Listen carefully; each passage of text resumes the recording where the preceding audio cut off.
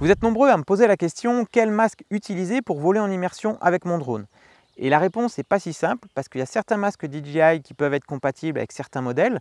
Il y a les anciennes versions donc des goggles et les nouvelles versions, mais c'est très limité en termes de compatibilité avec les drones. Par exemple, pour un Mini première génération ou un Mini 2, eh bien, il n'y a pas de masque DJI officiel compatible. Pour les autres drones, il y a des hacks, des solutions alternatives en branchant, en récupérant le flux vidéo, par exemple via le smart controller, mais c'est toujours un peu compliqué et un masque DJI, ça coûte quand même relativement cher. Aujourd'hui, je vous présente une solution alternative qui est beaucoup moins chère puisque ce masque-là, il coûte moins de 150 € et surtout qui est universel puisqu'on va pouvoir l'utiliser avec n'importe quel type de drone, que ce soit DJI ou d'autres marques. À partir du moment où vous avez le retour vidéo sur l'écran du smartphone, vous allez pouvoir utiliser ce masque-là et voler en immersion avec votre drone. Alors le principe de ce masque, c'est très simple. C'est un volet ici qui vient réceptionner donc le smartphone. C'est un système d'élastique, donc on peut mettre quasiment toutes les tailles de smartphone. J'ai un OnePlus 7 Pro qui fait 6,7 pouces, je crois, de diagonale. Et il rentre très bien. Je laisse même le bumper, la protection donc, de la coque sur les côtés. Et ensuite, donc, avec les élastiques, on vient ici positionner le smartphone. Il faut faire attention que ça n'appuie pas donc, sur les boutons on-off du smartphone, mais comme c'est un élastique, on peut faire glisser un petit peu les supports. Donc ça rentre plutôt pas mal. Ensuite, on viendra brancher le câble sur le port du smartphone pour le relier à la radiocommande. Et il suffira de refermer ici donc, les fermetures éclair pour avoir tout bêtement le retour vidéo à l'intérieur du masque. Ensuite, c'est assez simple, hein, c'est un peu comme une loupe. On a la vision donc, du smartphone à l'intérieur de ce masque. D'ailleurs, il est très ergonomique. C'est vraiment bien pensé parce qu'une fois qu'on l'a sur le visage, il n'y a pas du tout de soleil qui rentre, on ne voit pas du tout de lumière. C'est même beaucoup plus hermétique que les goggles de DJI. Et bon, il n'est pas très lourd, hein, même avec le poids du smartphone. Vous voyez que ça tient sans problème. Donc c'est plutôt pratique. Les sangles de maintien autour sont bien faites. On peut aussi le régler en écartant un petit peu la vision par rapport au smartphone. Ça fonctionne avec des lunettes. Ensuite, on peut le bloquer une fois qu'on a trouvé le bon réglage. Et même quand il est écarté au maximum, encore une fois, ça tient très bien vraiment sur le visage. Il n'y a aucun souci à ce niveau-là.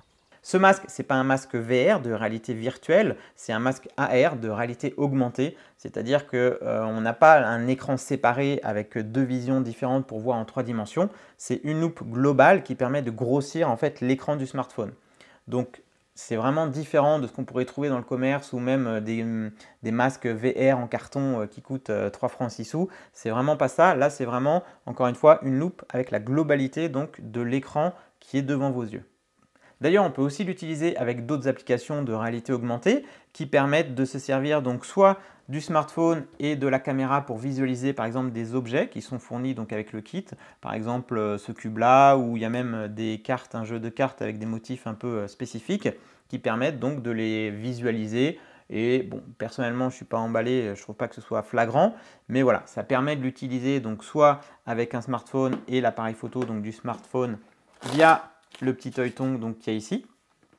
Ou alors, on peut également s'en servir pour regarder un film Netflix ou avoir des applications 360, regarder une vidéo YouTube 360. Et avec le gyroscope du smartphone, quand on va déplacer la tête, et bien du coup, on va pouvoir se déplacer dans l'image. Mais nous, ce qui nous intéresse, c'est plutôt de l'utiliser avec un drone. Donc là, on va se servir de l'application native qu'on utilise avec le drone et on va pouvoir soit partager avec un spectateur qui aura le masque sur les yeux et vous pilotez à vue le drone, ou soit vous voulez voler en immersion et piloter pour avoir une meilleure vision et être complètement immergé dans votre vol. Attention, dans ce cas-là, si vous êtes le pilote, il faudra bien sûr un observateur à côté de vous légalement pour avoir le drone toujours en vue. En revanche, pour utiliser ce système, il faudra avoir des câbles spécifiques parce que le câble d'origine d'une radiocommande est souvent trop court pour relier le smartphone qui va être dans le masque et la radiocommande qui va être à côté. Donc pour ça, le masque, attention, il est vendu sans câble. Il va falloir que vous les achetiez séparément ou que vous les ayez chez vous. Donc par exemple, pour relier un smartphone en USB-C, il va d'abord falloir le connecter à la radiocommande avec un câble OTG. Donc c'est un câble, une sortie USB-C avec une autre sortie USB qui va venir se placer d'abord sur la radiocommande. Et ensuite, on va brancher le câble du smartphone, soit un câble USB-C standard qui va se brancher sur le smartphone, ou soit si vous avez un iPhone, un câble Lightning pour raccorder à l'iPhone. Ça va permettre, donc cette longueur de câble, de pouvoir être à l'aise avec le masque et de pouvoir avoir la radiocommande à côté si c'est par exemple quelqu'un, un spectateur qui est à votre côté qui a le masque. Je mettrai dans la description des liens vers les câbles que moi j'utilise.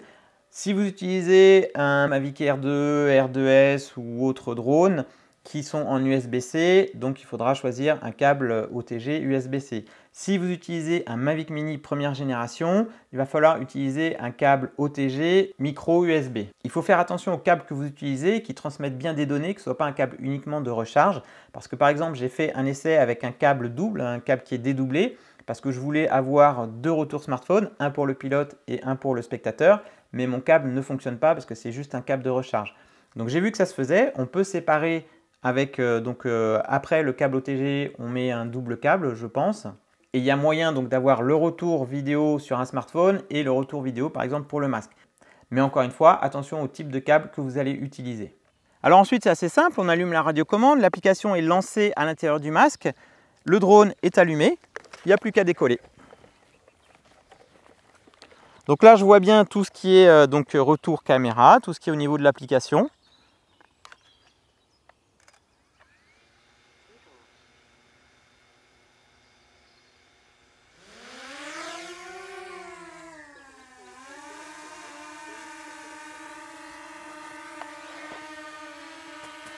Donc là, je vois exactement ce que je verrai donc sur mon smartphone au niveau de l'application DJI Fly.